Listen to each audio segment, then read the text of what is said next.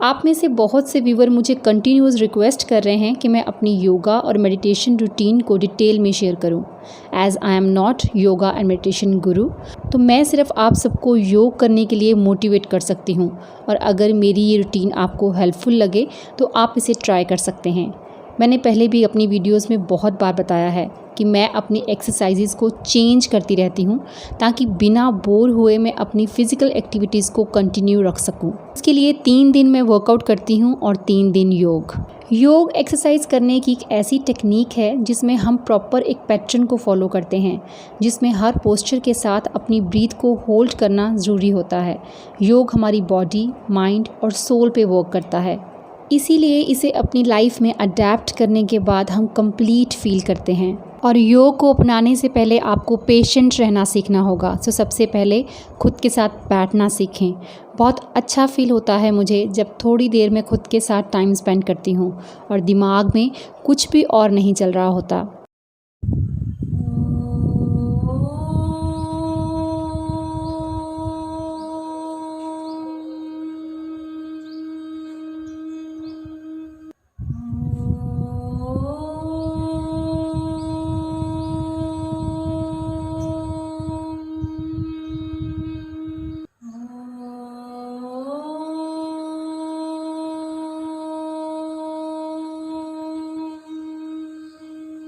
शुरुआत करेंगे सुखासन में बैठ के। एक लंबा गहरा सांस भरेंगे और छोड़ते वक्त ओम का चैंट करेंगे और इसी प्रक्रिया को हम 3 बार दोहराएंगे। इसी आसन में बैठे बैठे आप कुछ स्ट्रेचिंग कर सकते हैं, जिस दौरान आप अपनी बॉडी को योग करने के लिए प्रिपेयर कर रहे होते हैं। योग कई प्रकार के होते हैं और उनमें अनलिमिटेड आसन्स भी होते हैं, लेकिन मैं कुछ बेसिक आसन्स को ही फॉलो करती हूँ, जिसमें सबसे पहले मैं आपको सूर्य नमस्कार के बारे में बताना चाहूँगी।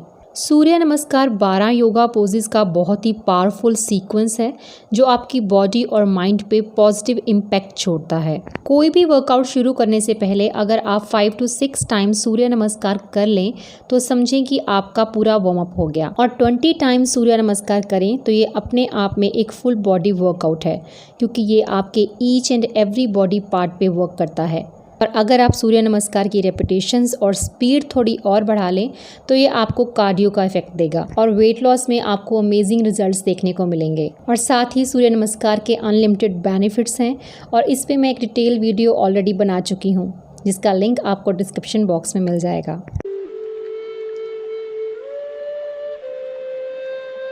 तो चलिए फिर स्टार्ट करेंगे स्टैंडिंग आसन के साथ। पहला आसन है पृष्ठा आसन। बहुत ही सिंपल आसन है। इसमें आपको अपने दोनों पैरों को थोड़ा सा वाइड करके अपने दोनों हाथ कमर पे रखने हैं और पीछे की तरफ बेंड होना है। और ये प्रक्रिया आपको सांस भरते हुए करनी है।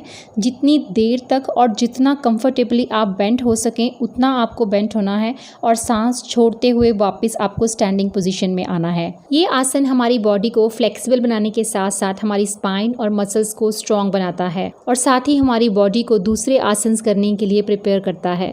सेकेंड स्टैंडिंग पोज है वृक्षासन यानी कि ट्री पोज। इसमें सांस भरते हुए आपको अपनी एक टांग को फोल्ड करते हुए अपने पैर को दूसरी टांग के थाई पे रखना है और एक ही टांग पे बैलेंस करने की कोशिश करनी है और आपके दोनों हाथ सिर के ऊपर नमस्कार की मुद्रा में रहेंगे। इस पोजीशन में जितनी देर कंफर्टेबली आप रह पाएं, उसके बाद सांस छोड़ते हुए वापस स्टैंडिंग पोजीशन में आएं और दूसरी तरफ भी ऐसा ही करें। ये आसन हमें बैलेंस करना सिखाता है, जो कि कंसंट्रेशन बढ़ाने में भी हेल्पफुल होता है। स्टार्टिंग में इसे करना आपको मुश्किल लग सकता है, बट स्लोली रेगुलर प्रैक्टिस से आप इसे ब्यूटीफुली कर पाएंगे। स्टार्टिंग में आप हर आसन को 1 से 2 बार ही करें, लेकिन रेगुलर प्रैक्टिस के बाद आप इसको 5 से 6 बार भी कर सकते हैं। नेक्स्ट आसन है नटराज आसन, लॉर्ड शिवाज पोज। इस आसन में भी आपको खुद को एक टांग पे ही बैलेंस करना है, यानी कि अगर आप लेफ्ट लेग पीछे लेके जा रहे हैं तो लेफ्ट हैंड के साथ ही उसे होल्ड करना है और राइट लेग पे बैलेंस करते हुए राइट हैंड सामने की डायरेक्शन में होगा।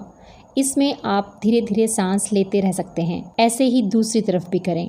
नेक्स्ट आसन है खड़ा चक्र आसन, द व्हील पोज। ये आसन हमारे लव हैंडल्स पे काम करता है। जितना ज़्यादा देर हम अपनी साइड्स को स्ट्रेच कर पाएँ उतना ही ज़्यादा इफ़ेक्टिवली साइड फैट को बर्न करता है। सांस भरते हुए ऑपोजिट डायरेक्शन में झुक जाएं और सांस छोड़ते हुए वापस आएं। नेक्स्ट आसन है पदहस्त आसन यानी कि फॉरवर्ड बेंडिंग पोज। ये आसन आपके ब्लड सर्कुलेशन को बढ़ाता है और बेली फैट को रिमूव करने में भी काफ़ी हेल्पफुल है। इसमें हल्का पीछे की तरफ बेंड होके वापस आगे की तरफ बेंड होना है और अपने पैरों को टच करना है। नी आपके बिल्कुल सीधे रहने चाहिए। स्टार्टिंग में तो आप सिर्फ अपने पैरों को ही टच कर पाएं तो भी बहुत बड़ी बात है, लेकिन जैसे जैसे फ्लेक्सिबिलिटी बढ़ेगी तो आप अपने दोनों हाथ जमीन पे टच करवा सकते हैं। उसके बाद हम स्टार्ट करेंगे बैक आसन्स और सबसे पहला बैक आसन है उत्थान पद आसन, रेज्ड लेग्स पोज।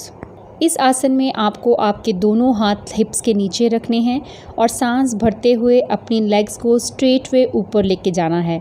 देखने में ये 90 डिग्री एंगल जैसा लगेगा और सांस छोड़ते हुए धीरे धीरे अपनी टांगों को नीचे लेके आएं और 60 डिग्री और 30 डिग्री पे रुकते हुए अपनी लेग्स को ज़मीन से टच करवाएं। स्टार्टिंग में आप इसे 1 या 2 बार करें। रेगुलर प्रैक्टिस से आप इसे 5 से 6 बार दोहरा सकते हैं।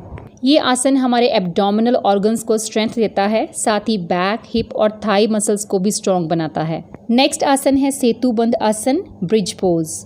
इस आसन में 1 बाय 1 अपने पैरों को अपने हाथों से पकड़ते हुए हिप्स के बिल्कुल पास लेके आना है और सांस भरते हुए अपनी कमर को ऊपर उठाना है। आपका सिर जमीन से लगा रहना चाहिए। कुछ देर इस पोजीशन में रहने के बाद सांस छोड़ते हुए नॉर्मल पोजीशन में आ जाएं। ये आसन डाइजेशन को इम्प्रूव करने के साथ साथ ब्लड सर्कुलेशन को भी इम्प्रूव करता है, स्ट्रेस लेवल को लो करता है और आप अपनी ब्रेन और सेंट्रल नर्व सिस्टम में काफ़ी रिलैक्सेशन फील करेंगे। नेक्स्ट आसन है कटिवक्र आसन यानी कि स्पाइनल ट्विस्ट पोज। इस आसन में भी आपके पैर आपके हिप्स के पास रहेंगे, लेकिन उनमें थोड़ा डिफरेंस रहेगा। हाथ बिल्कुल सीधे रहेंगे और अपनी बॉडी को ट्विस्ट करना शुरू करेंगे। जिस डायरेक्शन में आपका नेक जाएगा उससे ऑपोजिट डायरेक्शन में अपनी लेग्स को फोल्ड करेंगे। कोशिश करें कि आपके नी जमीन को टच करें। नेक्स्ट आसन है सर्वांग आसन, शोल्डर स्टैंड पोज। इसमें सांस भरते हुए अपने हाथों से अपनी कमर को सपोर्ट करते हुए अपनी टांगों को लिफ्ट करेंगे। टांगें बिल्कुल सीधी रहनी चाहिए। कुछ देर इस पोजीशन में रहने के बाद सांस छोड़ते हुए वापस नॉर्मल पोजीशन में आएंगे। नेक्स्ट है हल आसन, प्लो पोज। इस आसन में भी अपनी कमर को सपोर्ट करते हुए अपनी लेग्स को लिफ्ट करेंगे, लेकिन इस बार अपनी लेग्स को हम अपने सिर के पीछे ले जाएंगे और ज़मीन से टच करवाएंगे और हाथों को वापस मैट पे ले आएंगे और देखने में ये एक हल की तरह दिखेगा। जब तक कंफर्टेबल लगे उस पोजीशन में रहें, उसके बाद सांस छोड़ते हुए वापस नॉर्मल पोजीशन पे आ जाएं। बिगिनर्स इन दोनों आसन्स को अवॉइड कर सकते हैं, लेकिन जैसे ही आप खुद को फ्लेक्सिबल फील करें तो इन्हें ट्राई कर सकते हैं।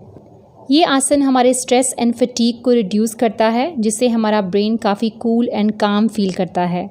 हमारे शोल्डर्स एंड स्पाइन को स्ट्रेच करता है, जिससे कि बैक एक और हेडेक जैसी प्रॉब्लम से रिलीफ मिलता है। नेक्स्ट है नौका आसन यानी कि बोट पोज। इसमें सांस छोड़ते हुए अपने लोअर बॉडी पार्ट और अपर बॉडी पार्ट को लिफ्ट करेंगे। आपके हिप्स सिर्फ ज़मीन पे रहने चाहिए और हाथों को स्ट्रेच करके पैरों को टच करवाने की कोशिश करेंगे और सांस भरते हुए वापस नॉर्मल पोजीशन पे आ जाएंगे।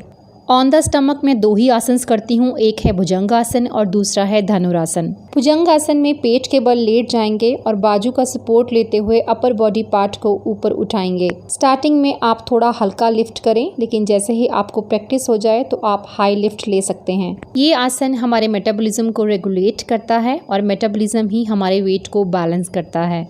धनुरासन यानी कि बो पोज में आपको अपने दोनों हाथों से दोनों पैरों को होल्ड करना है और पूरी स्ट्रेंथ लगाते हुए पूरी बॉडी को ऊपर की तरफ लिफ्ट करना है। याद रहे कि सिर्फ आपका पेट ज़मीन से लगा हुआ हो। सांस छोड़ते हुए हम बॉडी को लिफ्ट करेंगे और सांस भरते हुए वापस ज़मीन पे लेट जाएंगे।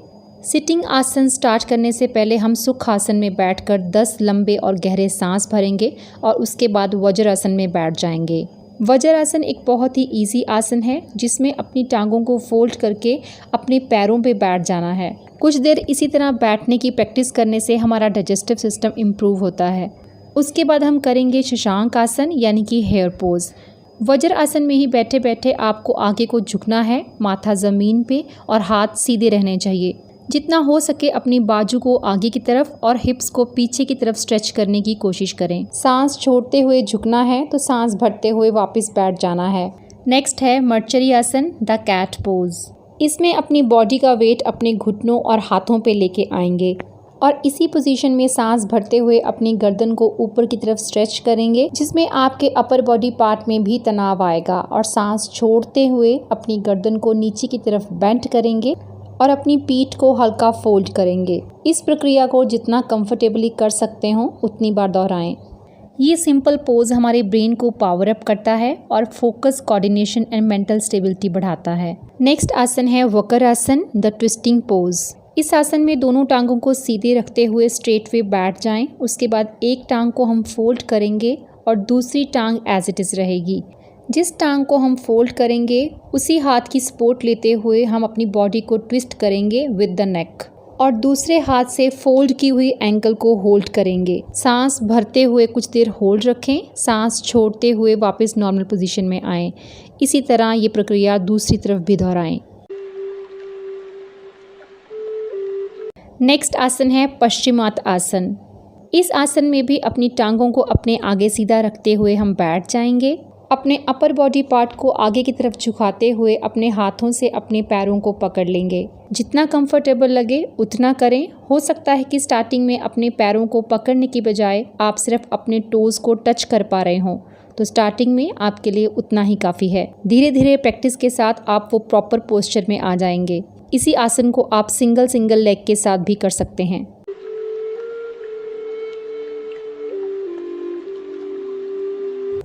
योगा कर लेने के बाद हम करेंगे प्राणायाम, क्योंकि प्राणायाम के बिना योगा अभ्यास अधूरा है। जहाँ योग हमारे एक्सटर्नल ऑर्गन्स को स्ट्रेंथ देता है, वहीं प्राणायाम हमारे इंटरनल ऑर्गन्स को स्ट्रॉन्ग बनाता है। एक्चुअल में तो ये हमारी बॉडी के इंटरनल ऑर्गन्स की सफाई करता है। प्राणायाम एक ब्रीदिंग टेक्निक है जिसमें कपालभाति, अनुलोम विलोम और भ्रामरी प्राणायाम आप कर सकते हैं। और मुझे नहीं लगता कि इसके बारे में मुझे किसी को कुछ सिखाने की ज़रूरत है। इसके अलावा मैं सुदर्शन क्रिया करती हूँ और अपनी बहुत सी वीडियोस में पहले भी मैं इसके बारे में बात कर चुकी हूँ। आर्ट ऑफ लिविंग का एक अमेजिंग कोर्स है जिसे आप भी ज्वाइन कर सकते हैं। मैंने कुछ साल पहले ही इसे सीखा था और तब से मैं इसे कंटिन्यू कर रही हूँ। इसके बाद आप लोग जानना चाहते हैं मेरी मेडिटेशन रूटीन। मैंने पहले भी अपनी वीडियोस में बहुत बार कहा है कि हर किसी को मेडिटेशन ज़रूर करनी चाहिए, क्योंकि जिस तरह का स्ट्रेस लेवल आज हमारी सोसाइटी में है उससे बहुत से लोग डिप्रेशन का शिकार हो रहे हैं। तो मेडिटेशन एक ऐसा स्किल है जो आपको आपके थॉट्स पे कंट्रोल करना सिखाता है। थॉट्स को कंट्रोल करना आ जाए तो आपकी पूरी लाइफ आपके ही कंट्रोल में आ जाएगी, क्योंकि हमारे थॉट्स ही हमें नेगेटिव या पॉजिटिव एक्ट करने के लिए फोर्स करते हैं। इसका सबसे ज़्यादा इफेक्ट आप अपने एंगर इश्यूज़ पे देखेंगे। हमारे ब्रेन में हर वक्त जो थॉट्स की फाइट चलती रहती है, मेडिटेशन उसे डिक्रीज करता है और माइंड को रिलैक्स करता है। इसे आप दोनों पोजीशंस में कर सकते हैं, सुखासन में या फिर शवासन में। सुखासन में करें तो आपकी स्पाइन बिल्कुल सीधी रहनी चाहिए, आंखें बंद रखें और फोकस अपनी सांस पे करें। नोटिस करें कि किस तरह से आपकी सांस आ रही है, जा रही है, और कुछ भी आपको सोचने या ध्यान करने की ज़रूरत नहीं है। लेकिन स्टार्टिंग में कोई ना कोई थॉट्स या कोई ना कोई आवाज़ आपको डिस्टर्ब करेगी, डिस्ट्रैक्ट करेगी। तो आपने उन थॉट्स को, उन आवाज़ों को आने देना है। फोर्सफुली उन्हें अपने दिमाग से हटाने की कोशिश ना करें, क्योंकि जितनी फोर्स के साथ आप उनको हटाने की कोशिश करेंगे वो डबल फोर्स के साथ वापस आएंगी। सो थोड़ी देर उन थॉट्स को अपना काम करने दें और वापस से अपनी सांस पे फोकस करने की कोशिश करें। याद रखें, मेडिटेशन 1 या 2 दिन की प्रैक्टिस नहीं है। इसमें किसका कितना टाइम जाएगा कुछ पता नहीं। ये हर पर्सन के इन्वायरमेंट और स्ट्रेस लेवल पे डिपेंड करता है। लेकिन डेली प्रैक्टिस से आप अपनी थॉट्स को कंट्रोल करके मेडिटेशन करना सीख जाएंगे और एक दिन आपका फोकस आपकी सांस से भी हट जाएगा और उस दिन आप कुछ ऐसा महसूस करेंगे जो आपकी इस दुनिया से बिल्कुल अलग होगा। और उस दिन आप समझ जाएंगे कि लोग मेडिटेशन क्यों करते हैं। ज़रूरी नहीं है कि एक लंबे टाइम तक मेडिटेशन कर पाना ही सही मेडिटेशन होती है। अगर आपने 15 मिनट अपनी सांस पे फोकस करने की कोशिश की और सिर्फ 1 मिनट ही ध्यान लगा पाए तो भी समझ लें कि आप सही डायरेक्शन में हैं। स्टार्टिंग में ये आपको थोड़ा मुश्किल लग सकता है, इन 2 या 3 महीने की रेगुलर प्रैक्टिस के बाद आप फील करेंगे कि आपने एक अमेजिंग चीज़ सीख ली है जिसने ज़िंदगी को देखने का आपका नज़रिया टोटली चेंज कर दिया है। सो आज की वीडियो में बस इतना ही। मिलती हूँ आपसे नेक्स्ट वीडियो में। Till then bye bye, take care and stay healthy.